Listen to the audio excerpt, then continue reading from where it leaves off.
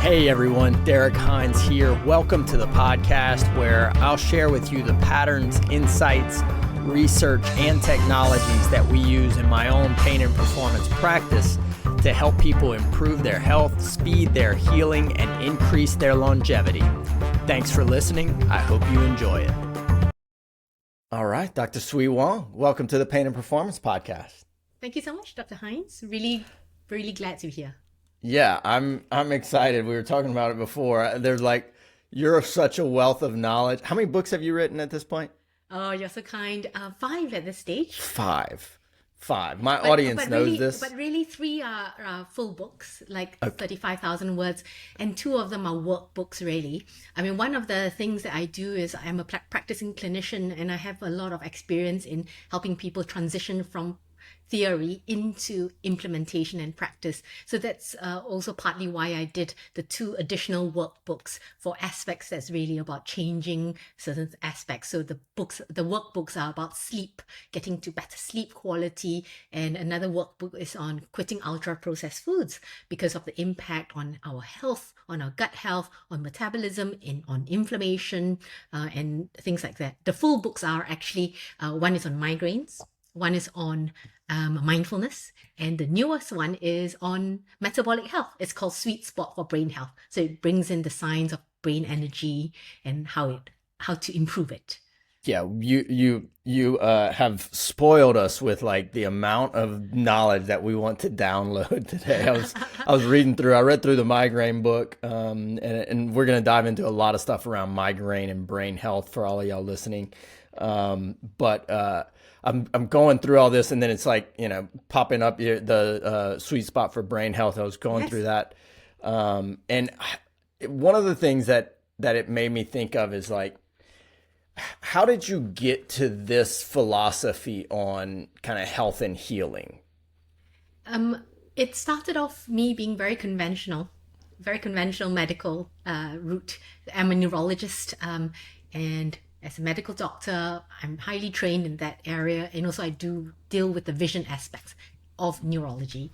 So my training has been long, it's been stressful, as I'm sure you've experienced with your journey, and I realized I was getting into certain habits, certain patterns that was just not so optimum for stress management, for well-being. It would probably be about 15 years ago now, I started to create new habits that really improve my well-being. It started from a combination of movement to yoga to nutrition to mindfulness and various things like that.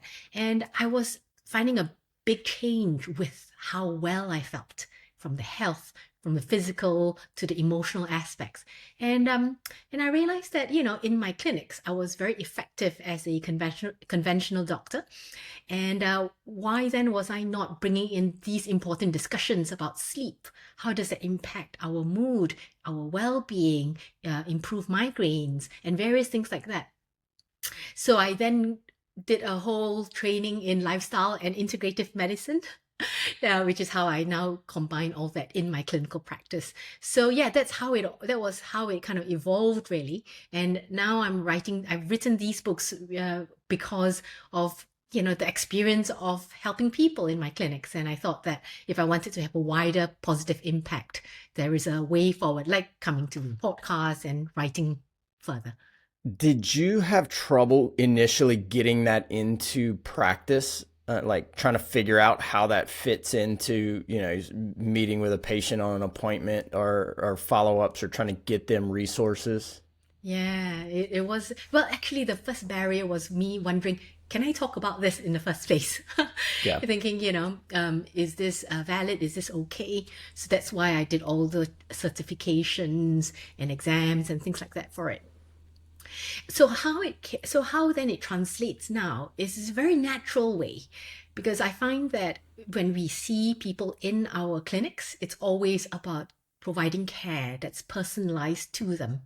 And as part of that would be conversations about how things are impacting their lives and what they wish to be different. And that comes very organically with the discussion about options. And I feel that my role is here to be of service, and therefore my service is really to show the kind of options, including medicines, if I were to prescribe them, surgery, if I were to refer them onwards, or lifestyle-based approaches. And many people seem to be attracted to doing lifestyle-based approaches first. Not everybody, I admit. Some would just prefer a pill, which I then talk them through, the pros and cons, the risks and benefits, so it's been really well received.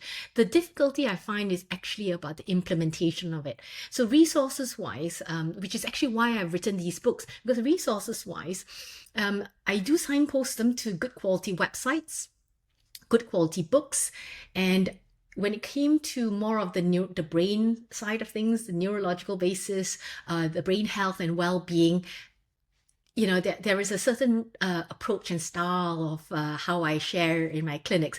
And that's why I wrote the books, because it's an expansion of that style.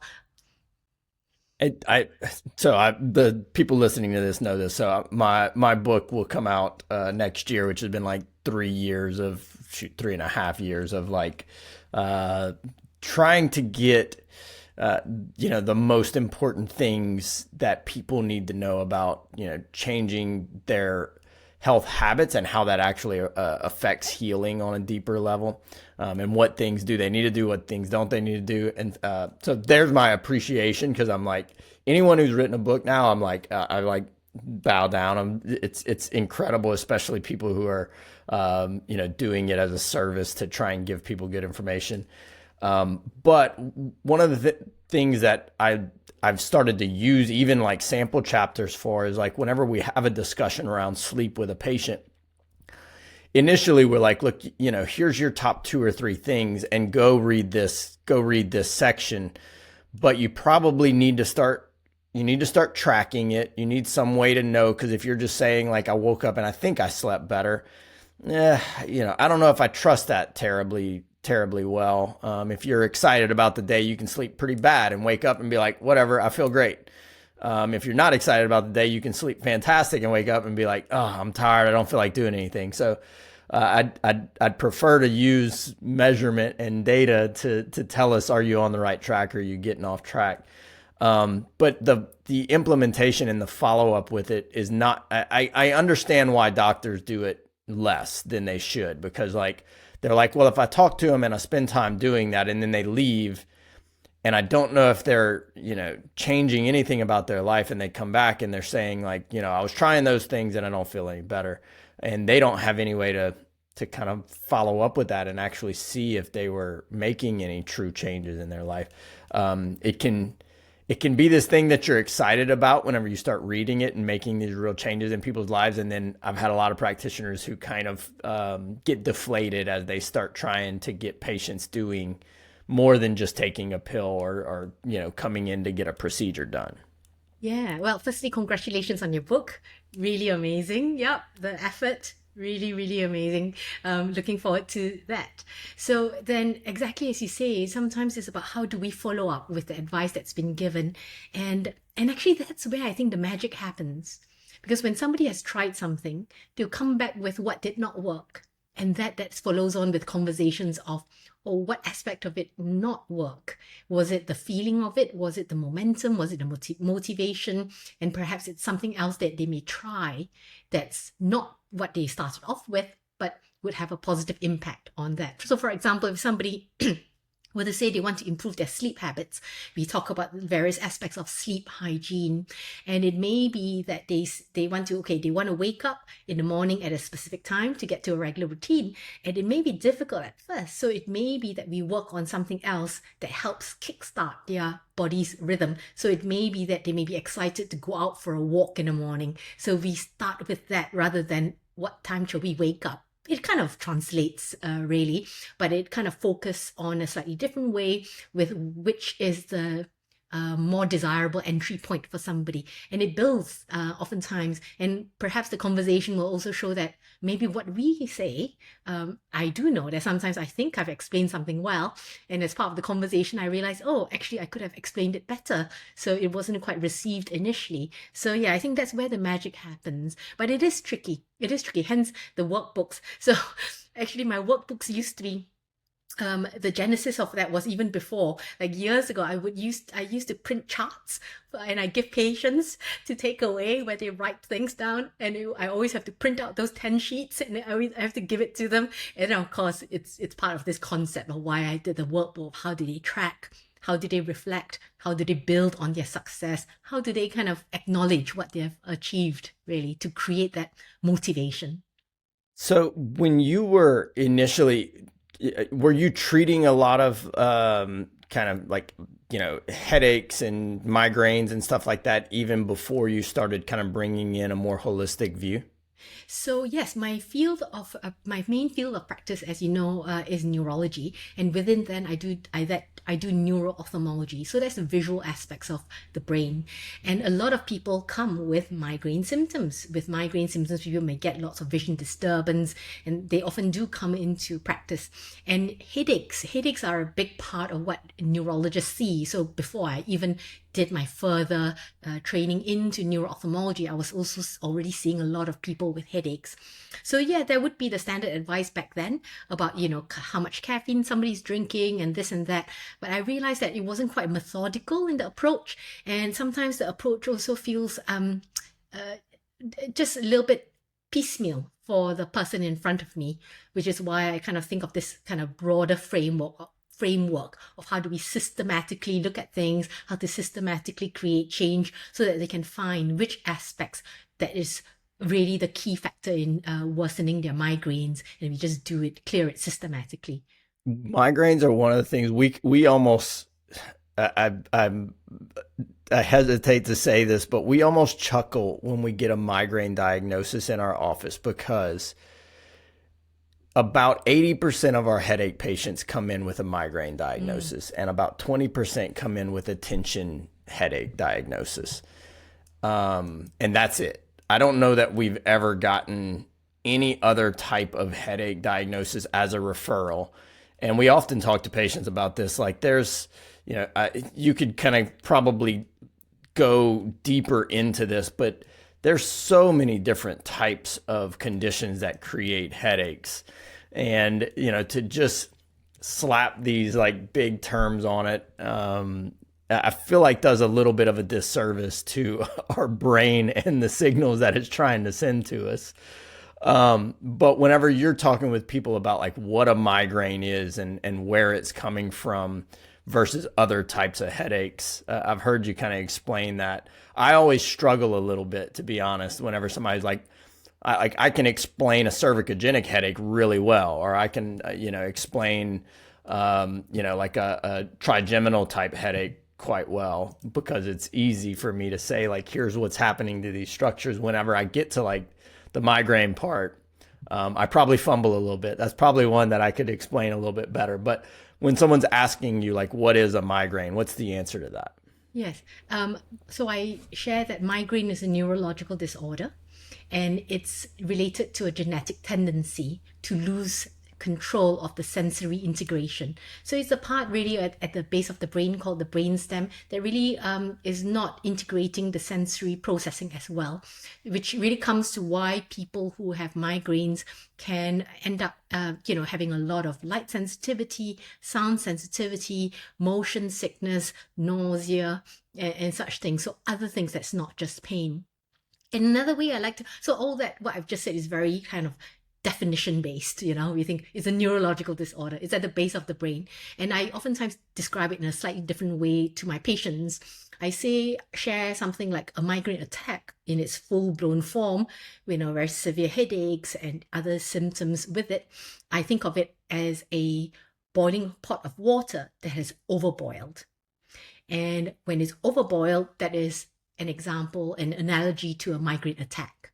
And we can settle it quite quickly by pouring some cold water on top. So it just really stops the water from overboiling. So that's something like taking painkillers. It kind of settles things temporarily, because if we keep pouring cold water, it's going to overflow again. So what we do need to do is to turn down the fire that's causing the water to overboil. And the fire would be dealing with the factors that lead the water to overboil. So that could be Of course, we can't change our genes, so that's one part of it, but we can change the other environmental or external factors, which is where I come with the brains framework. So I've got this framework I call brains, which really works on two aspects: building brain resilience, and the other aspect is balancing autonomic nervous system. So if you combine key letters in it, it comes together to be brains.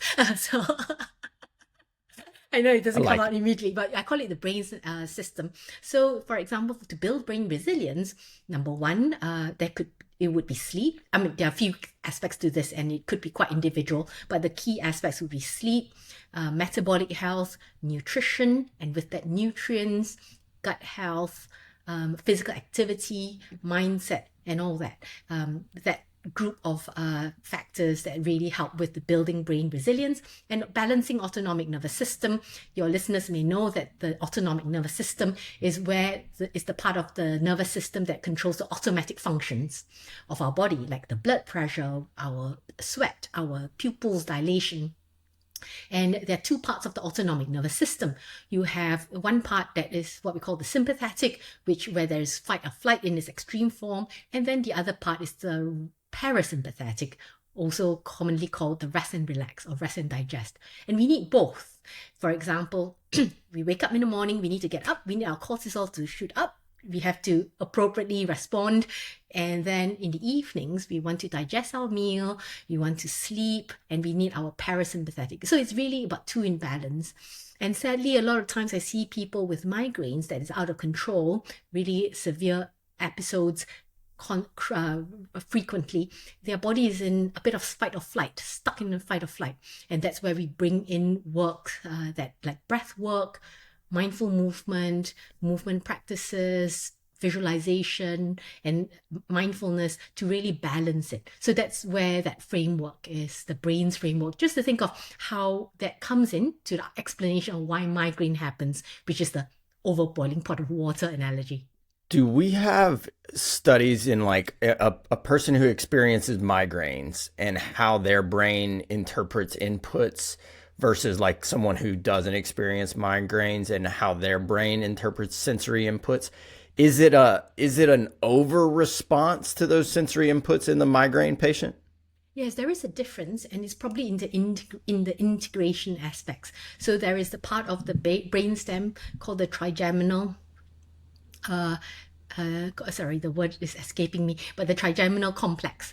There's another word in between. It's just escaping me at this very second. But there is that area, trigeminal autonomic complex, and it really is part of where things integrate. Which is why sometimes when there is almost like a heightened sensory sensitivity, where people will see light that feels really very bright. They see the lines. The pattern of the lines gets really bothersome.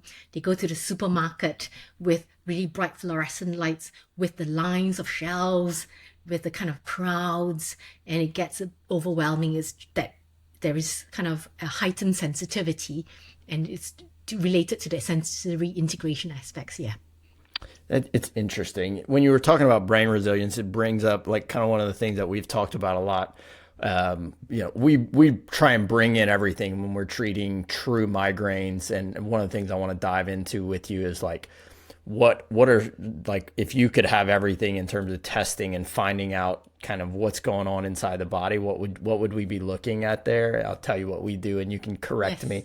But one of the things that a lot of our patients have gotten benefit from is doing a progressive whole body cryotherapy routine where they start very low with it, like even like a minute, where they get in and they actually have their whole head covered. So it's like we don't get a big response in the head and brain for the first few sessions.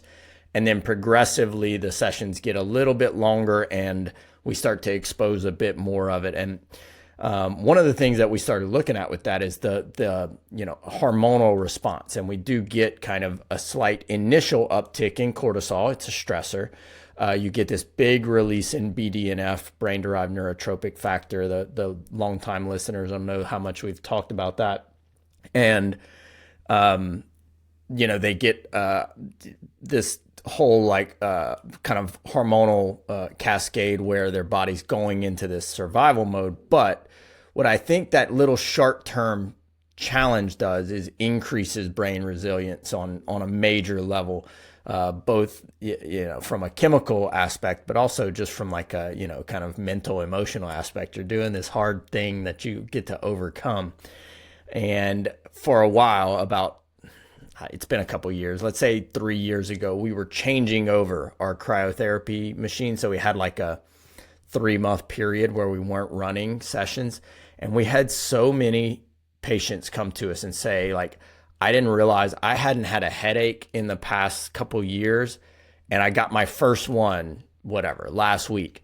And also, I didn't realize that I wasn't having to take anything for emotional regulation. I wasn't having to take antidepressants or anything like that. And now I'm kind of starting to feel a little funky. Make sure y'all get it back really quickly is where that came from.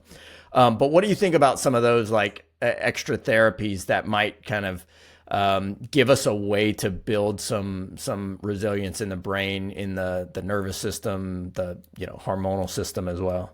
Yeah, I love the concept of hot and cold. So you're just talking about cold. So kind of the two extremes, I think there is a lot of role there. And there's a lot of interesting concepts. So it was interesting to hear about the face head first, because of course, you will know about the vagal nerve, what's the word?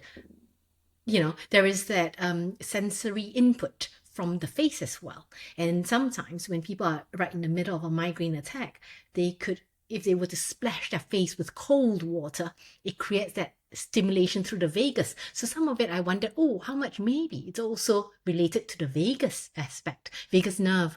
And definitely, there is a lot of course, interesting aspect about cryotherapy with concepts of inflammation, energy pathways. And, we don't fully understand which pathways are involved with each individual, but I suspect there would be an energy pathway problem for some, there would be a inflammation pathway for some, there would be an oxidative stress pathway for some, all that together would be contributing here. So the concept of cryotherapy, really interesting.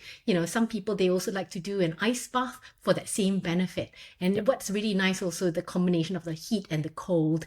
And I sometimes, exactly as you say, giving the body a bit of a stress. Just like, when people do their training, when they're going to the gym to build muscle, they need to push a little bit to create that change. It's that same concept, we run. When we run, immediately the markers that we check when we've done intense exercise, it initially looks like, this is like a bad thing to do, but the benefits from that. So I think a little bit of challenge is useful. And it's also where somebody's ready. So for some people, their body is really depleted, so they just need a gentle build up before they can create that challenge to build resilience. So it depends on where somebody's at. I heard somebody say, like, we have to be careful, and I think it might have been Lane Norton. He's like, we have to be careful with like immediate effects of activities. There was a lot of research coming out of like, let's use cryotherapy, like, it increases cortisol. He was like, what if I told you I was going to give you an activity I wanted you to do every day that increases cortisol, increases blood pressure, increases inflammation, increases growth hormone response. He kind of goes on, and he's like, that sounds terrible, right? That's exercise. And I want you to do it every day. So it's like that little challenge to that's hormesis, right? That's our hormetic response. Let's challenge our body so that it gets more robust and resilient. Absolutely. Kind of giving it a challenge to build. Sweet. Let's talk about nutrition for a moment, because I think this is one of the areas that basically all of our true migraine patients have to dive into. Our patients that come in and we're like, look, I think you have a true migraine history.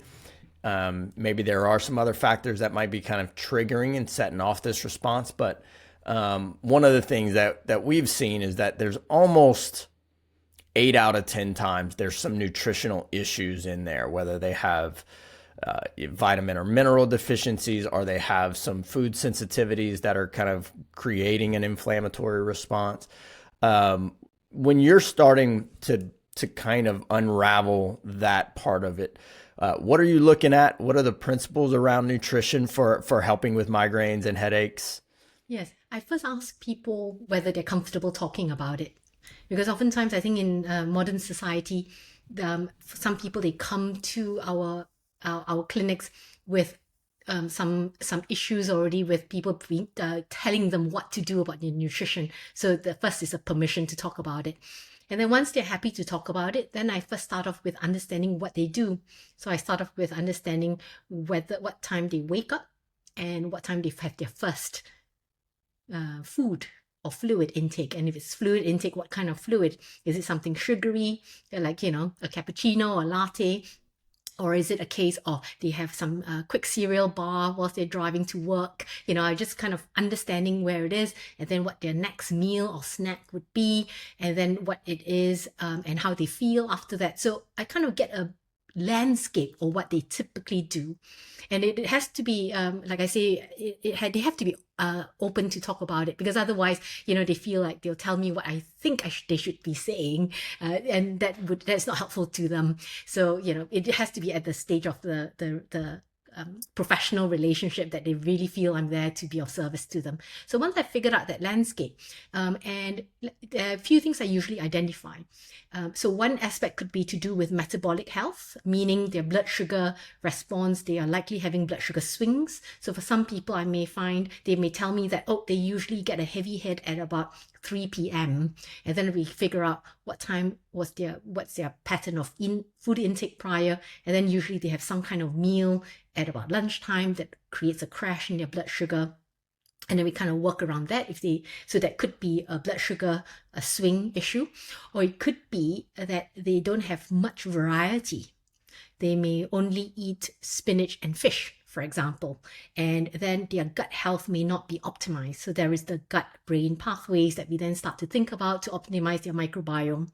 Or this restricted kind of intake, perhaps they had developed food fear because of being told they can't have this, they can't have that. They're avoiding all triggers, and their nutrition is so minimal that they are lacking a lot of micronutrients. So they may be aware of, like, okay, I'll have my protein, I have my carbs, I have my fats, and then also encouraging them that healthy fats are fine, and that balance of it all to stabilize blood sugar.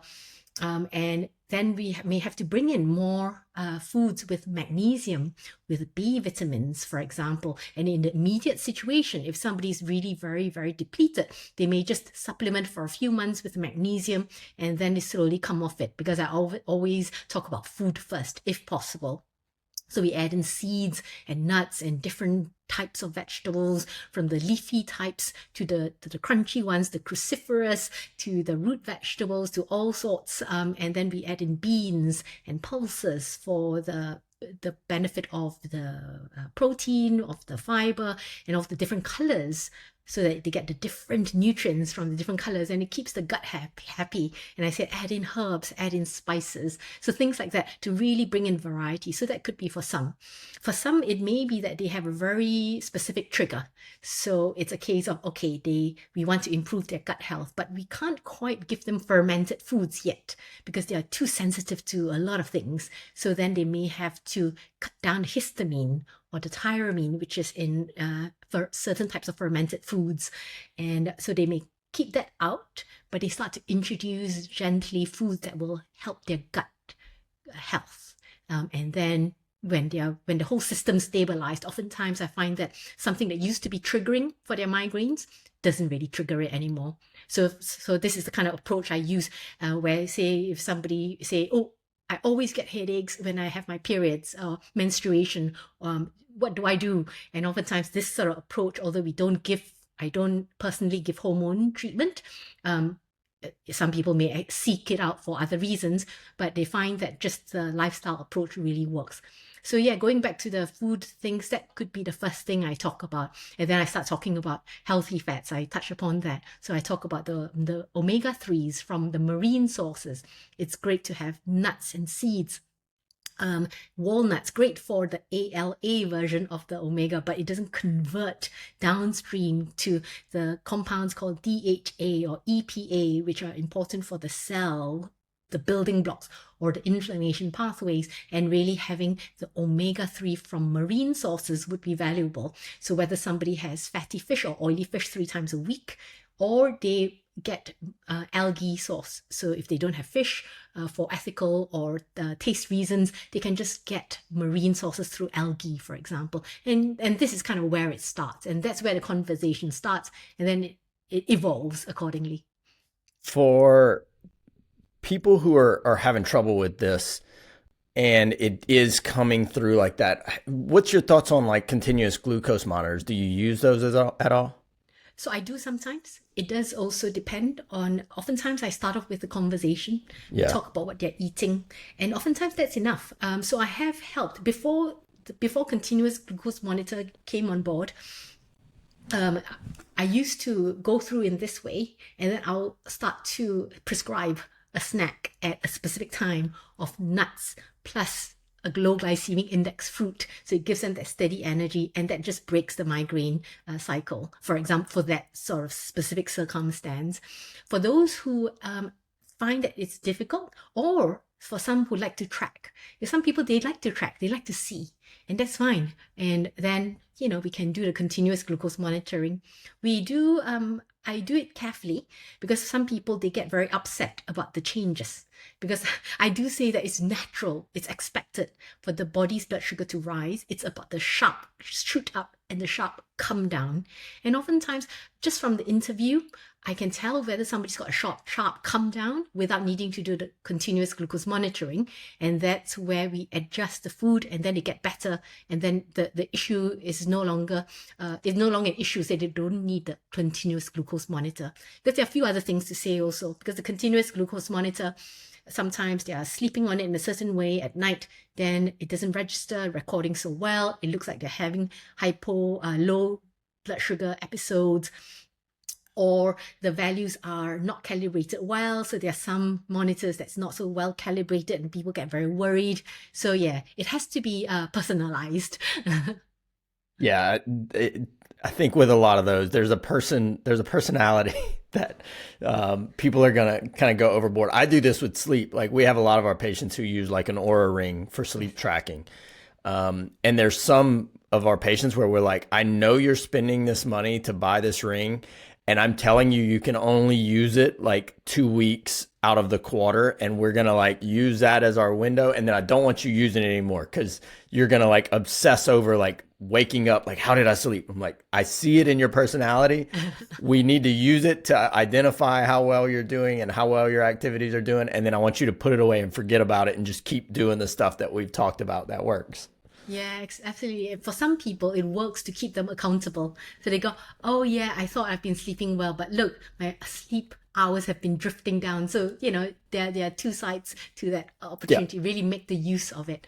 And it's actually, sometimes it's a case of, they may have slept well, or they feel that they slept well, and they've got an important thing coming up. And they look at the Aura ring and they go, oh, the scores are low. And then it affects their confidence to that big task that they have to do that day. So yeah, there are little things to be aware about, for sure. When we're talking about brain health, one of the questions we get all the time is like, well, kind of the glucose versus ketones for brain health, especially in these days. And we've talked a lot about fasting on this show, and how powerful that can be. Let's unpack the glucose kind of as a brain fuel versus alternatives, ketones included. I know a lot of people listening to this are like, I feel better whenever I'm eating less glucose. And if my brain prefers glucose, what's going on there? Yeah, I think it's actually about a few things. One is the stability of it. So we spoke about the stability of that, where if there's lots of swings in the blood sugar, the brain is you can imagine if you're driving a car, if you're accelerator on, off, on, off, it kind of, there's a jarring effect. I joke a little bit about that, but that is kind of the analogy. That's a good analogy. I like that. So that's one. It's about whether there is a stable level or it's a swing. The second one is about whether they can easily switch. So there is this concept that I shared in my book, Sweet Spot for Brain Health, about that exactly, about, our brains prefer glucose. That is the preferred source of energy. We also need to be able to be flexibly switching from glucose to ketones. So ketones, as your listeners may know, is from the breakdown of fat. fats, and then that produces ketones. And it's very naturally, after a certain number of hours, like usually between 16 to 18 hours after the last meal, the body will be switching over to ketones. For some people, if they're doing that for the first time, they may feel really tough on their brain. That's the point where they go, oh, I can't quite switch to ketones, and they can't quite think.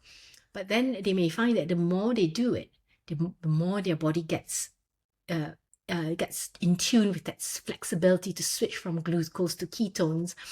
For some people, it could be about doing a lot of zone 2, kind of low to moderate intensity, to really promote their mitochondria, really to promote the use of energy at that level that makes it better for that switch over to with the metabolic flexibility. And the other aspects like sleep and such things, which you can delve a bit more. But it's that switch from glucose to ketones. There are certain conditions where people do get ketones as a treatment. So there are certain types of epilepsy, there are certain types of cognitive conditions where for therapeutic reasons, the person may just go completely on ketones, meaning they go on a ketogenic diet, which can be very tough to follow. But of course, for their health, for their brain, for them to stop having their epileptic attacks, and really severe conditions, for them, they don't really have a choice, and that would be what they need to get to. For most people, I find that having a period of time-restricted eating really great, because they can train the body to switch, and also it gives the gut time to rest. In modern life, most people are eating from the time they wake up at 6 o'clock, having that first cup of latte, to just before they go to bed at 11 or 12, they're snacking on their ice cream, because of that. It's just modern living for many people. And we tend to not notice until it becomes troublesome. So really that concept of, oh, okay, it's time to eat now, it's time to stop eating. And if we go back to the original times of, when people would eat during sunrise, and then they stop eating before sunset. There is this natural 12-hour window of resting for the gut. And then that's when the gut starts to clean up its cells and the area. We do a fasting mimicking program with a lot of our patients, where they'll use Dr. Walter Longo's kind of program and their kits to do a 5-day fast. We do them once a quarter. And then we have certain patients who, it's part of their treatment kind of plan of care to have that done, in his style, basically the first 5 days, 3 months in a row. Yes. And in most of the people who've never done intermittent fasting or never done fasting, that first one is tough. They get light headaches. It's like their body just can't switch over to ketones. We actually, on the first day they do it, we'll have them do a zone 2 workout just to kind of help. Part of it is kind of just to deplete some of the stored glycogen, so we can actually get to that switch, and the body doesn't just stay in that in-between state where it's trying to grab all the glucose that's still in there. But by the second round that they do it, almost all of them are like, I feel better. By day 3 or 4, they're like, my focus is good, my brain feels great, I feel light and fresh. And by the third one, when they get to day 3, they're like, my brain is running on 100. They're like, this is the best I feel clarity-wise in a long time. So, and I think we have this conversation, like your brain can learn to use ketones. And the question I've gotten from them is like, well, does it work better on ketones, or is it just that it's doing something different than glucose? Does the brain process those in some different way? So the brain does prefer glucose. So in terms of the amount of the ATP, I think of as the energy currency, it's better on glucose. But for ketones, certainly there is a place for it. And it also is really very valuable as an alternative. And ketones can be anti-inflammatory, you see, in certain situations. Of course, these are generalizations, but certainly in, when people feel the benefits, perhaps it's also to do with the anti-inflammatory effect. And there is also something about a change. The question is, what is somebody eating day to day when they're not doing a fast? And could it be that they're having a lot of ultra-processed foods? Then the impact on our brain and our bodies having ultra-processed foods or sugary things that causes fluctuations of blood sugar would really affect how clearly somebody thinks. So really, I think there are probably a few factors here, whether it's actually the ketones itself or not doing what they would do if they weren't on a ketogenic or fasting mimicking diet. Yeah, I think you probably hit the nail on the head. We've done testing. The amount of inflammation that people get, the anti-inflammatory response when they go into that is insane. If you're in that and you're kind of in this constant inflamed state and your brain is just using all this energy to kind of fight all that off, and you take that load off of it and your brain's like, oh, this is nice. This is what it's supposed to be like. Yes. And of course, fluctuations of blood sugar can affect mood as well. So when they don't have that fluctuation, their mood probably feels better. And, there is a general sense of well-being as well. When there is a sense of well-being, less of the worry about constant things or the foggy brain, then of course, one would feel, oh, I'm really sharp here. So yeah, lots of factors. You mentioned omega-3s and you mentioned magnesium as some important kind of nutrients that people need in the kind of supplement world. What are some other ones that people might be surprised to find that they should pay more attention to when it comes to brain health, whether that is associated with migraines or not? B vitamins, I think they are quite important. They are really important, especially people who are plant-based. Having B12 is really important. Actually, even non-plant-based people, there's oftentimes a deficiency based on the kind of foods people are mostly consuming. So, and not just B number 12, but a variety of B vitamins. The one that we recommend for migraine is B number 2, riboflavin. And in the past, I would just say, start off with magnesium, riboflavin, and perhaps coenzyme Q10. And then I realized that maybe they should just put in a B complex as well, because there are lots of other pathways. There's not just riboflavin, but of course, those recommendations are based on the research studies on migraines using those supplements. So I like those. I would say probiotic type foods. So not necessarily a supplement, but it could be from having fermented foods or having yogurt, if one consumes yogurt, or kefir, kombucha, those kind of miso, kimchi, that sort of thing. If somebody's not sensitive to a lot of histamines, but generally speaking, there's some lower histamines type foods. So yeah, fermented foods or probiotic could be very useful. There are different types of probiotics, of course, so that people can try in combination. And I do say that don't forget that probiotics is, if you think of it like a garden, probiotics are like the plants itself, the flowers. But for it to grow, you need to feed it with fertilizer, with water. So that would be having the vegetables, having the different colored vegetables, like I mentioned, with all the phytonutrients for the fiber, for the variety. So yeah, those are the things I would say for people to think about. Those are great. I do a SpectraCell test once a year, give or take, and my last one came back that I was deficient in riboflavin.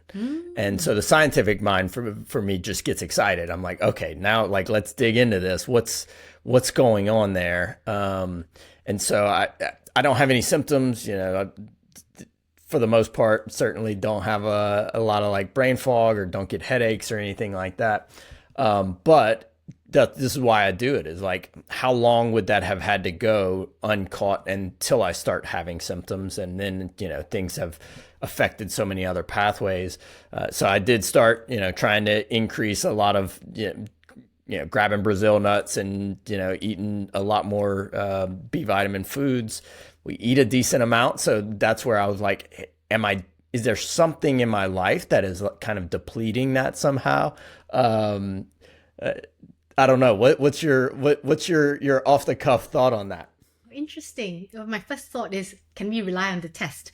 That's always the training I have is always, can I rely on the test? It's a really key question. I'll redo it here in about 2 weeks is my next one. I'm doing it 6 months after that just to do a retest. So That's a great question. I didn't do it like right after to see, but yeah, that's right, before and after. And right. then a few things for some people, they may find it hard to metabolize the nutrients that they have. So we already spoke about the omega-3 from nuts, which is very valuable for all the benefits of nuts, and to also have marine sources because of the conversion path in the body. So there are certain types of B vitamins where somebody may have a genetic what we call SNP, SNP. So a genetic change that makes it harder for them to convert. But those are what we call the methylation pathways, talking about detoxification and things like that. Doesn't sound immediately like yours, your what you just described. So yeah, it's interesting. The other thing is also to say that nowadays with food sources, it's actually harder and harder to get good quality nutrients from food sources, which is why I always feel like our conversations like this is really important, because it creates that consumer demand for the producers of food to really give the quality that's needed. So if people are actually spending money to get organic foods that's not heavily sprayed with pesticides, or foods that's really good quality, which is more likely to be grown from the soil, that has a lot of nutrients in it, that then gets into food, then it creates that ongoing demand and increased accessibility, which we have probably seen. I've definitely seen it in the past 20 years or so, where in the past it's quite hard to get organic foods, and nowadays, oh yeah, actually, you go to the standard supermarket, you will oftentimes see options for organic food, and that's actually to do with consumer demand. Yeah, I'm in South Louisiana, and we have a large hunting community.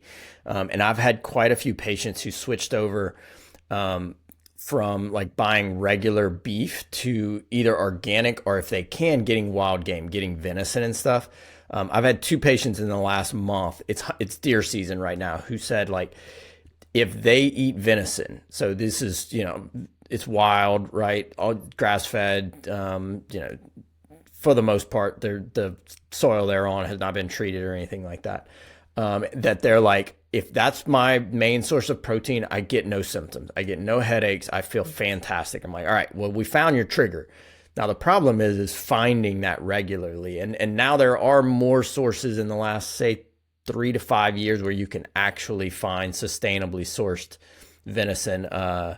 There's a company out of Hawaii, Maui Nui. Have you heard of them? Yeah. That does wild axis sustainably and kind of very responsibly sourced axis. You pay for it. It's a bit expensive, but hey, if it's that important and you're going through this stuff, to have access to something organic that's done better, a better quality of meat that doesn't have all the processing, it's like, that's probably worth paying for. Absolutely. And then if companies see that people are actually paying for better quality meat, they'll be going, oh, that's an untapped market. So more people will go in that, more companies will be going in that direction. And that's why I think if there is a consumer demand for something, there'll be more and more availability. And the other thing I guess I could say is how we prepare food could allow the nutrients to be optimized or not. So for example, I do like beans, and sometimes I sprout them, and that could kind of bring up more nutrients from it. So that's low cost. So if people are talking about the cost aspect, I bulk buy organic beans, and then I soak them when I want to prepare them, and after a few days it's sprouted, and I can just cook them very quickly, for example. So yeah, there are lots of options. And going to farmers market, for sure. Most cities in the US will have hopefully some farmers market. And oftentimes the chain of getting from the farmer to the stalls is short enough for there to be those high quality nutrients in the food. So it makes it more likely for the nutrition to stay in the food. If it's been sitting on the shelf for a long time, the nutritional value, the nutrients have probably started to degrade. So yeah, it's in the supply chain as well as the food preparation. Another question I wanted to ask you, when it staying on the headache topic for just a second, so is doing like micronutrient testing. So obviously we'll test,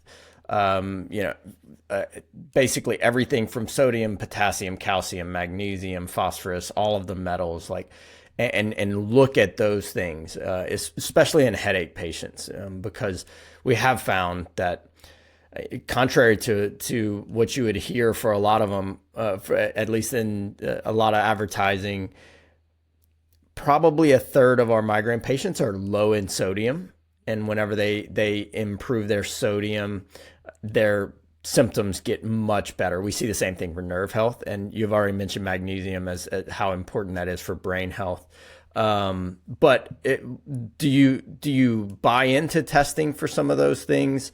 How should people look at kind of getting those things into balance if they are symptomatic, right? I think there could be value to it. So I work in the National Health Service, so that's a publicly funded service.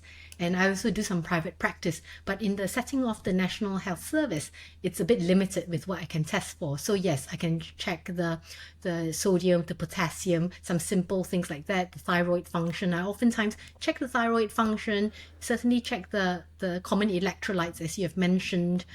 The thing is, I used to always check magnesium, but I realized that it doesn't matter if the value is normal. I oftentimes also still suggest a supplement because of the way magnesium is processed in the body, where the blood measurements will almost always be normal unless somebody is really tanked down, because all the body does is takes it away from the bones and put it into the bloodstream, so we don't detect it, the low magnesium, until it's dangerously late. So that's a scenario where maybe if it's too high, then okay, it tells me to stop suggesting about magnesium supplementation. It's so good that you said that. Not to cut you off, we'll have these people where we do a blood test and we'll do like the hair tissue analysis, because this is like within the last 5 years. I was having a conversation with a doctor on the podcast actually, and he was saying like the body will regulate the blood at the expense of everything else. Yes, so he was like, we will see those deficiencies and changes in the tissue way before the body lets it get to the blood. If it's in the blood, it's been there for a while. If that deficiency has progressed to where it's detectable there. I thought that was a really novel idea at the time.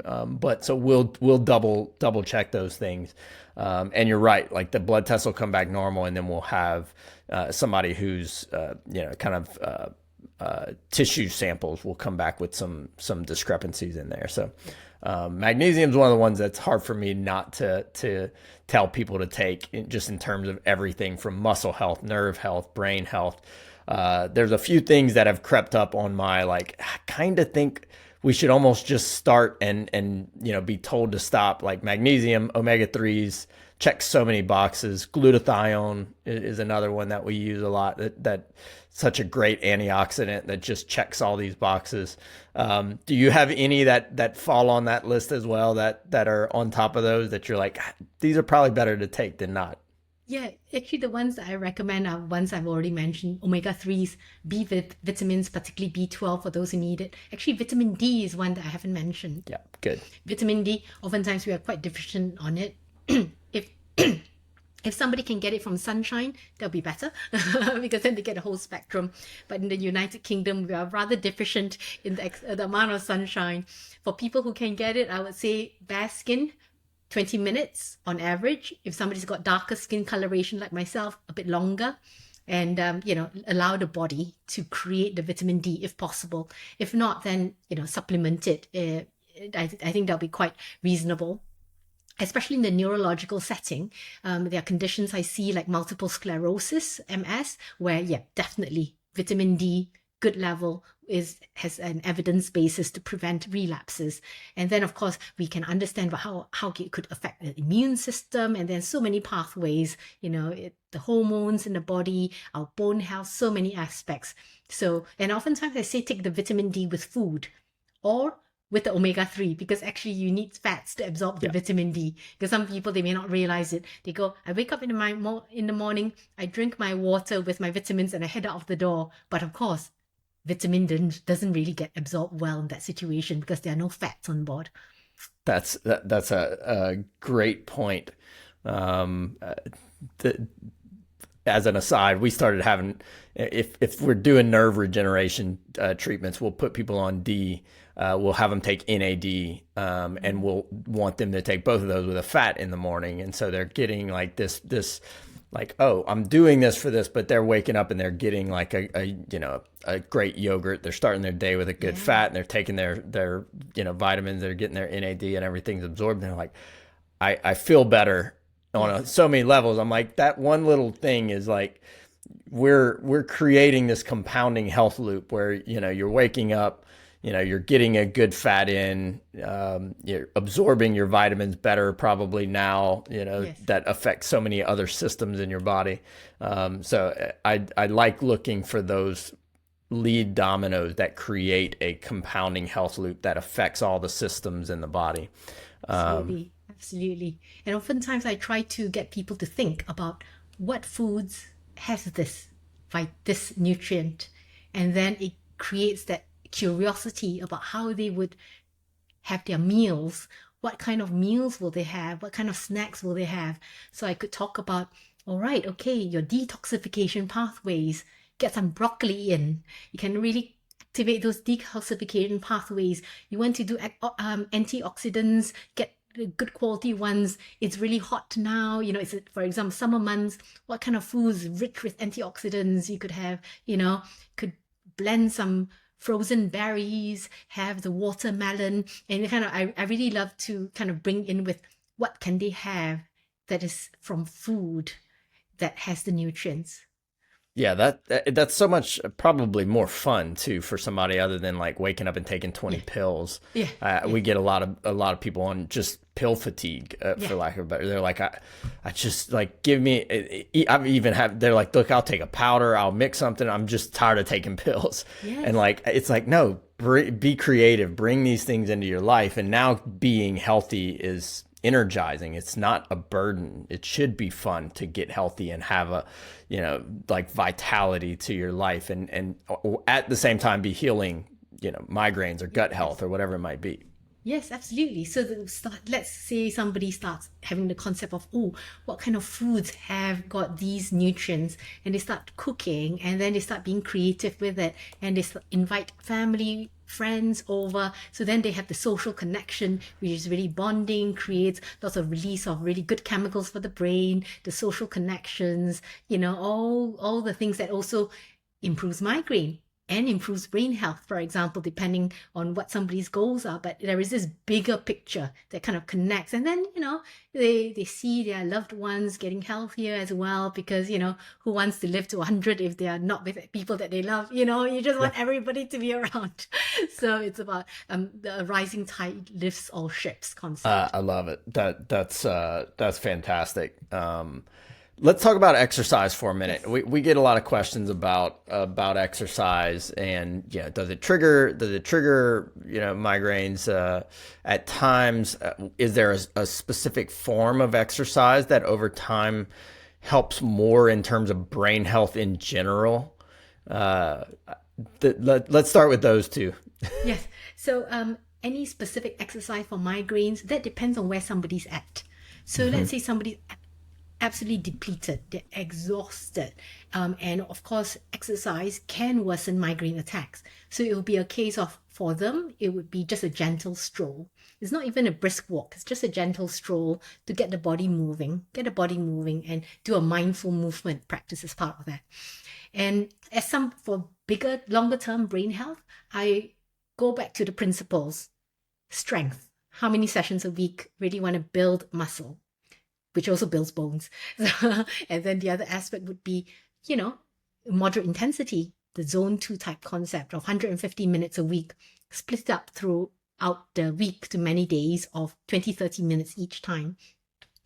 And do some sessions of really pushing the body a bit more, assuming that they can do that according to their medical doctors. They don't have a heart condition or other things to stop them, but to get to higher intensity, really push the body, and then it recovers. That's really great for the VO2 max, for their cardiorespiratory health.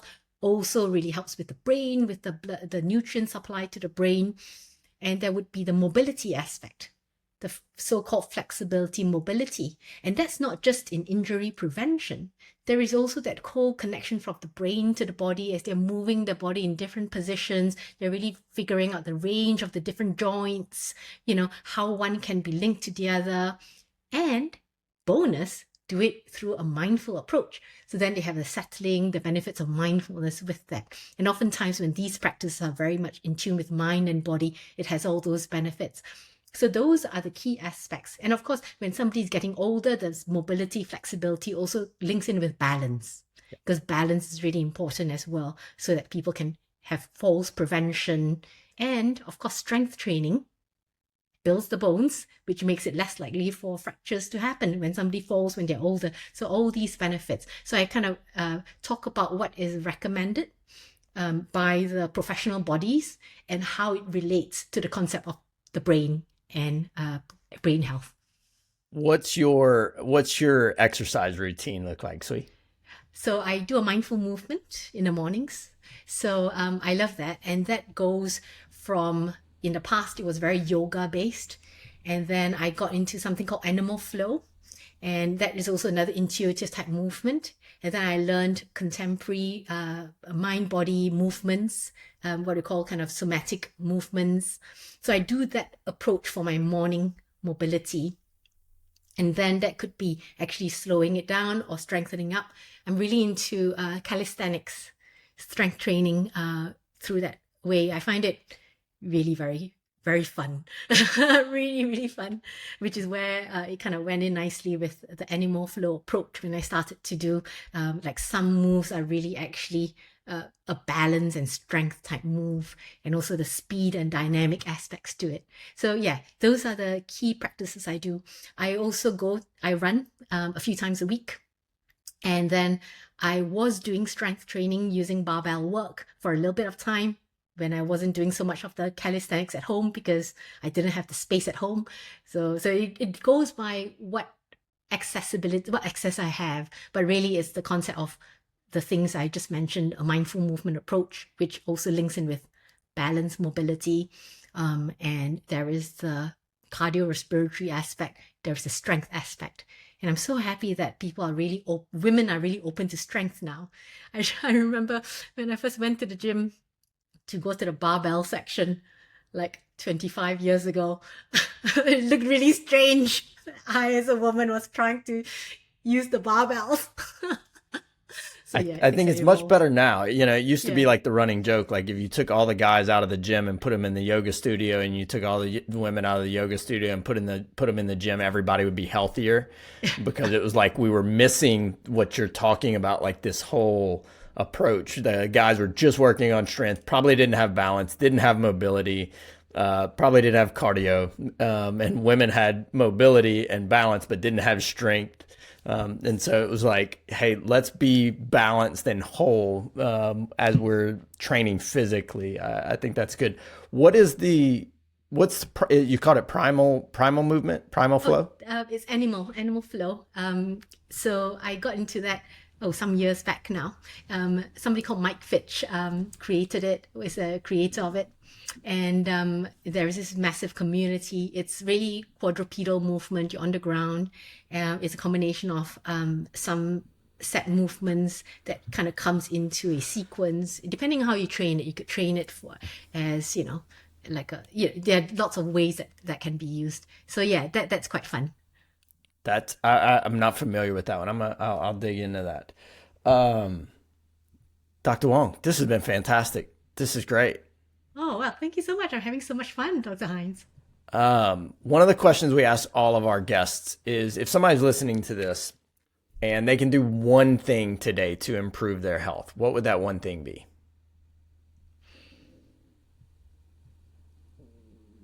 Take time for themselves. I think society is oftentimes we're doing something because our job requires it, doing something because there is a deadline, or I have to sort something out, and then they don't take a moment to go, what do I need right now? And taking that time means that we can become better as doctors or parents or siblings or sons and daughters so that we're better friends and, we're better people. And we can give more, and then that creates that bigger change.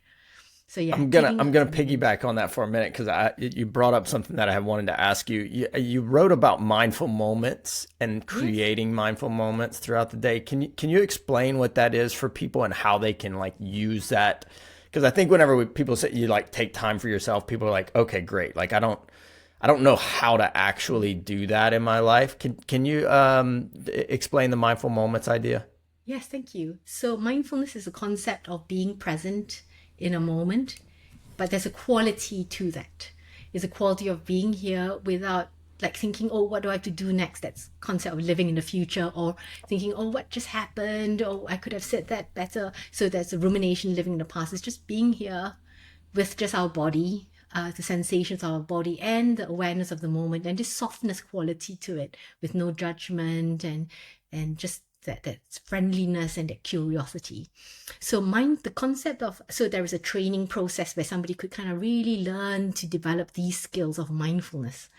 And sometimes people think of it as doing a sitting meditation, which is also a form of mindfulness practice when done in a specific technique. And some people say, oh, don't have time for that. Or I can't meditate. I've tried that before once, my mind's too busy. So this concept is about, oh, we have these little moments, like, when I'm holding my cup of tea here, I'm just feeling the warmth in my hand. And before I drink it, if I was alone, I could just smell the flavors of the tea. And as I sip it, feeling the temperature, the taste. So these kind of moments of just, being here curious. Oh, this is interesting. Or when we're in a situation, we're traveling to work, we go, how's the body feeling right now? Oh gosh, there's tension here in the body. Oh, what does it feel like? How do I settle it? And kind of bringing that curiosity to it. Or something else, like having a meal. Oh, time to have that first bite. Observing the food on the plate, the texture, the colors, and, the smell, the first sensation from the first bite. And as you continue to chew, noticing that the fifth chew tastes a bit different from the first chew and how that evolves. These are kind of little moments. Or if somebody is, holding the hand of their child across the road, that holding of the hand, that just awareness of, oh, I'm here with my child and I'm just caring for my child. Or, just observing, family time together, just laughter and the fun that one could be having, or a very meaningful conversation when somebody's connecting and just being in the moment, listening and settling. And yeah, so that's really the concept. So in my book, Mindfulness for Brain Health, which I kind of I encourage people to develop a self-care practice, and over a year they can just pick little practices that they can do that encourages more opportunities for mindful moments throughout the day. So yeah, so I thought that was, when I read that, I thought it was great for two reasons. One, like it made me become aware of these little moments, and like just put a little bit of brain energy towards like, oh, what does that feel like? What's right there? What am I feeling in sensory wise, but also like inside? But the other thing that it made me realize was like, whenever I was looking back at a day or a week, I was like, oh, I had so many mindful moments. And so like I almost looked at them differently. Like it kind of checked both boxes. Like even if in the moments I wasn't thinking like, oh, this is a mindful moment, be very present. When I looked back, I noticed more present moments, if that makes sense. Absolutely. And then noticing it brings in the awareness of, oh, how did I feel at that time? And then very naturally, oftentimes people then will be drawn to create more of these opportunities. I just gave the example of, okay, picking up a child from school is not just doing a job of picking up child. As one holds the hand of the child to walk home from school, there's this sensation of, oh wow, there's a softness there and the whole body changes. And they kind of, maybe for that person, it's the realization that I want more time with family. Or it may be that they go to work and they're delivering a project and they're working with a team and they feel it in their body and they go, this is what gives me purpose. Is that thing, so that people can get in tune with what really gives them joy. I love it. Yeah, that was great. I can't think of a better way to wrap this up, Dr. Wong. Where can people find all the books? You're prolific. I'm jealous in the best way of all of Oh, so your kind. content. You're Where so can people kind. find? Where can people follow you? Where can they get some of the books and find out more about what you're up to?